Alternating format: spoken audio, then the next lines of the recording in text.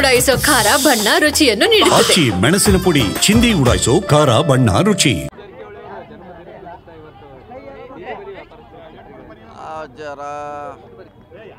ಜಿಲ್ಲೆಯಲ್ಲಿ ಒಟ್ಟು 2,000 ಛತ್ರಿ ಕೊಡ್ತಾ ಇದ್ರೆ ನಗರಕ್ಕೆ 800 ಕೊಡ್ತಾ ಇದ್ವಿ. ಗೋಕಾಕ್, ಸಂಕೇಶ್ವರ್, ಹುಕ್ಕೇರಿ, ನಿಪ್ಪಾಣಿ, ರಾಯಬಾಗ್, ಆರುಗೇರಿ, ಸುಮಾರು ಕಡೆ ಕೊಟ್ಟಿದ್ದೀವಿ. ಭಾಳ ಡಿಮಾಂಡ್ ಇತ್ತು ಅವ್ರಿಗೆ ಇದು ಬೇಕಂತ.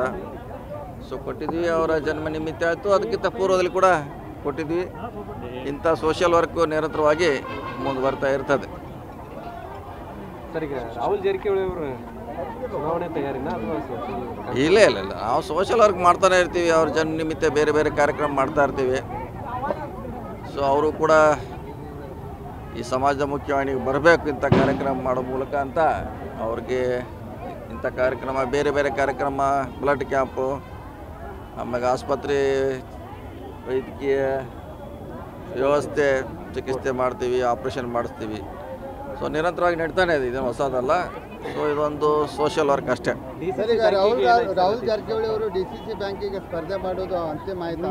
ಇಲ್ಲ, ಇನ್ನೂ ಚರ್ಚೆಯಲ್ಲಿದೆ. ಎಲ್ಲ ನಾಯಕರು ಕೂಡಿ ಚರ್ಚೆ ಮಾಡಿ ನಿಲ್ಲಿಸ್ಬಾರ್ದು ಡಿಸಿಷನ್. ಇನ್ನೊಂದು 11 ತಾರೀಕು ಇದ್ದಾರೆ, ಇನ್ನೂ ಇದ್ದಾರೆ. ಇವತ್ತು 6 ಇದೆ. 4-5 ದಿವಸದಲ್ಲಿ ತೀರ್ಮಾನ ಮಾಡ್ತೀವಿ. ಹೇಳಿ.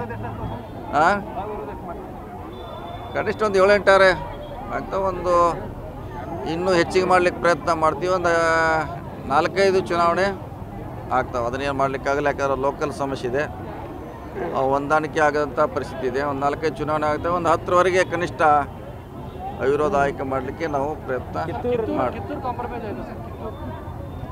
ಇಲ್ಲ, ಕೆಲವು ಆಗೋಲ್ಲ, ಕೆಲವು ಆಗ್ತಾವೆ. ಆದರೆ ಕೊನೆಯವರೆಗೆ ಪ್ರಯತ್ನ ಮುಂದುವರಿತದೆ. ಯಾವ ತಾಲೂಕಲ್ಲಿ ಚುನಾವಣೆ ಆಗಬೇಕು ಅದನ್ನ ಈಗ ಹೇಳಲಿಕ್ಕಾಗಲ್ಲ. ಕೊನೆಗಳಿಗೆ ಪ್ರಯತ್ನ ಮಾಡ್ತಾ ಇದ್ದೀವಿ. ಈಗ ಸದ್ಯಕ್ಕೆ ಹೇಳಲಿಕ್ಕಾಗಲ್ಲ. ಆದಷ್ಟು ಹೆಚ್ಚಿಗೆ ಆಗಬೇಕಂತ ನಮ್ಮ ಬಯಕೆ ಇದೆ, ಆಸೆ. ಸರ್, ಈಗ CM ಅವ್ರ ವಿಚಾರದಲ್ಲಿ ರಾಜಣ್ಣ ಅವರು ಮೊನ್ನೆ ಒಂದು ಮಾತು ಹೇಳಿದ್ರು. 2013ರಲ್ಲಿ ಇದ್ದಂಗೆ CM ಅವರು ಇಲ್ಲ, ಈ ಸರಿ ಯಾಕೋ ಭಾಳ ಮೆತ್ತಗಾಗಿಬಿಟ್ಟಿದ್ದಾರೆ, ಮೊದಲು ಪಾದರಸದಂತೆ ಇದ್ರು. ಇಲ್ಲ, ಅದನ್ನು ನೀವು ಅವ್ರಿಗೆ ಕೇಳಬೇಕು. ಅದ್ರ ಬಗ್ಗೆ ನಾವೇನು ಹೇಳೋಕ್ಕಾಗಿದ್ದೀವಿ? ಅವ್ರವ್ರ ವರ್ಕಿಂಗ್ ಸ್ಟೈಲು ಹೇಗಿರಬೇಕು ನಾವು ಹೇಳಲಿಕ್ಕಾಗಲ್ಲ. ಅದು ಅವರವರ ವರ್ಕಿಂಗ್ ಸ್ಟೈಲ್ ಅದು.